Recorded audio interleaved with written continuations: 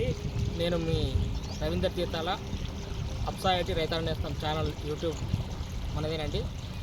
ఈరోజు నేను మీ ముందుకు రావడానికి గల కారణం ఏంటంటే, ఇప్పుడు ప్రస్తుత తరంలో చూస్తే చాలా ఏరియాలో నాట్లు పడుతున్నాయి.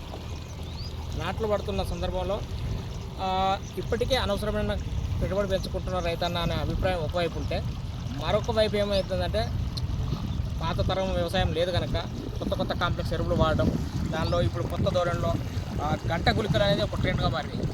గంట గుళికలు విపరీతంగా వాడిపిస్తున్నారు. దానివల్ల ఫలితాలు ఏం పొందట్లేదు.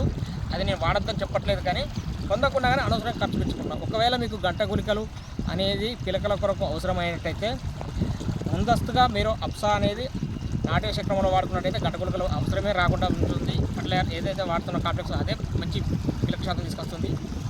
లేదు మీకు ఖచ్చితమైన అవసరం ఉంది, మా భూమికి ప్రత్యామ్నాయము, మా భూమి విలువలు బట్టి గంట గుళికలు వాడుకోవాల్సిన అవసరం మాకు వచ్చింది అనుకున్నట్టు భావించినట్టయితే పర్ ఎకరాకి ఒక్కొక్క రైతు 500 నుంచి 800 రూపాయలు ఖర్చు పెడుతున్నాడు గంట గుళికల పేరు మీద.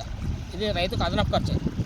ఇలాంటి సందర్భంలో కూడా మీరు ఆ గంట గుళికలను మన అప్సాయటి కనుక వాడినట్టయితే 1 ఎకరాకు తెచ్చుకున్న గంట గుళికలు 2 ఎకరాలకు వాడుకొని అందులో కూడా మీరు పెట్టుబడి తగ్గించుకోవచ్చు, మెరుగైన ఫలితాలు పొందవచ్చు. ఇది కేవలం గంట గుళికలతోనే కాకుండా అన్ని రకాల పంటల్లో ఎలాంటి కాంప్లెక్స్ ఎరువైనా కానీ వేస్తే వాటి మోతాదు తగ్గించుకుంటూ పెట్టుబడి తగ్గడం ద్వారా దానిలో ఉన్నటువంటి పోషకాలను పూర్తిస్థాయిలో మొక్కకు అందించడం, 30 సెంటీమీటర్ల లోతుకు తీసుకెళ్లడం దీని ప్రత్యేకత. కనుక మీరు ఏ పంటకు ఏ మందుకు ఇది రీప్లేస్ కాదండి. అన్ని రకాల పంటల్లో అన్ని రకాల మందులతో కలిపి వాడచ్చు. పర్ ఎకరాకి వాడుకోవాల్సిన విధానం 200 ml.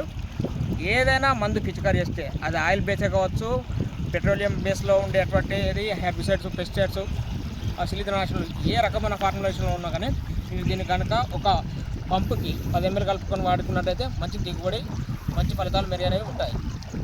ఇది చౌడు నేలలో కూడా ప్రత్యేకంగా చెప్పాలంటే చౌడు నేలతో ఇబ్బంది పడే రైతులకు సూపర్ రిజల్ట్ ఇస్తుందండి. మీరు గతంలో వాడిన అనుభవాలు ఉంటే మీ అనుభవాలను మాకు కామెంట్ రూపంలో షేర్ చేసుకోండి. లేదంటే మీ భూమిలో ఇది ప్రయత్నించి వాడేస్తుంది.